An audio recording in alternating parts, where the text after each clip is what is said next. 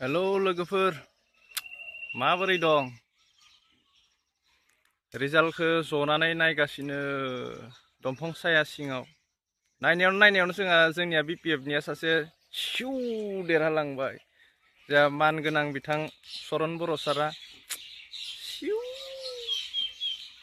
सासे फार्स्ट आरो सेकेन्ड नै थांहां जागासिनो दं जोंनिया 41 नं मानासनिया नै थांहां जागासिनो दं। बिथाङानो देरहानोसै।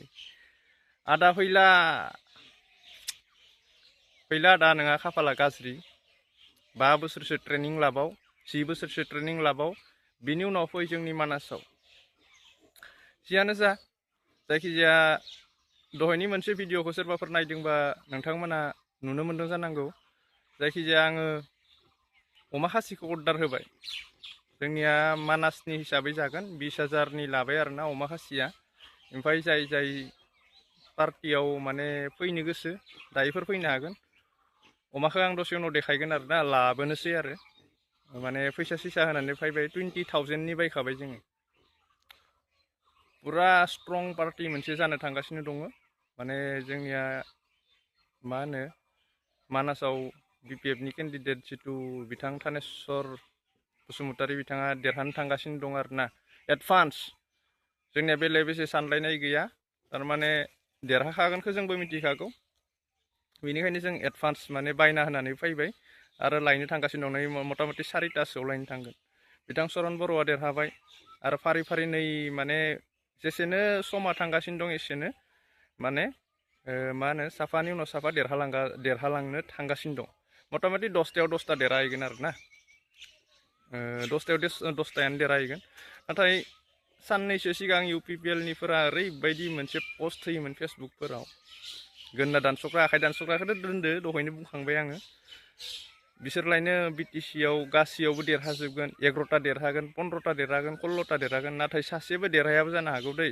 जिथु सिटुवेसनाव थांगासिनो दं बिथांमोना सासेबो देरहानो हानाय नङा। इउपिपिएल नामा जोबलांसिगोन।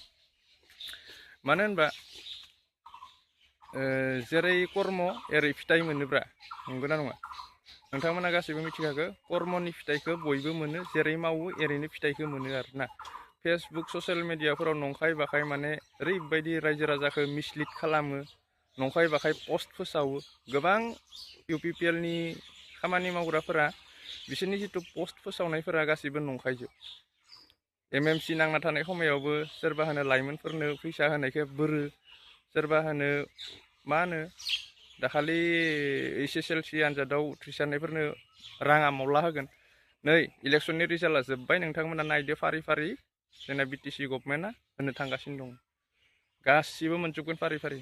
नाथाय नोंथांमोना जिथु इलेक्सनाव जोङो MLA 10 जन देरहानानै 2027आव आरो गोदानै बिटिसिखौ इलेक्सन खालामबावगोन। बिटिसियाव समस्ति बारायनानै इलेक्सन खालामबा इउपिपिएलनि सरकार फैबावगोन। ओरै बायदिसिना दाबि खालामदोंमोन आरोना।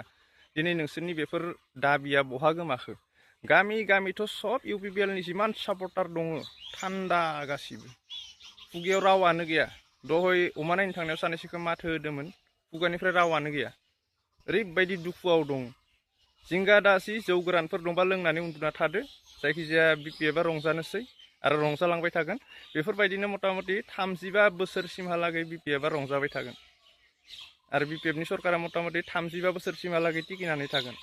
रायजो राजाफोरा मिथिखाबाय बिपिएफआ माबायदि खामानि मावो, बिपिएफनि सान्थौ आइडिअलजिफोरा माबायदि। नोंथांमोना इउपिपिएलनिफोरा जेखौ सान्ति होननानै बुङोना, सान्तियावनोथ' नोंथांमोना दिनै सान्ति जानानै सिरि सिङाव हाबसोजोबलांबाय। माखासे मानसिफोरनि थारमाने इउपिपिएलनि जिथु खामानि मावग्राफोरनि पस्टफोरखौ नायथाव जाया आरोना। बेनिखायनो एखमबा टेनसन जायो।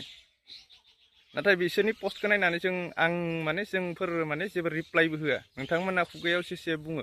मानो होनबा मोनसे खोथा दं बर'आवनो बेफोरबायदि बुङो आरोना, सोंख्रावनाय सैमाया बारा अरनो रोङानो। गतिके सिरि थानाया मोजां। लोगो मोनलायगोन दायो गोबां आपडेटजों। नायलांबाय था नोंथांमोना फारि। बिपिएफनि जै।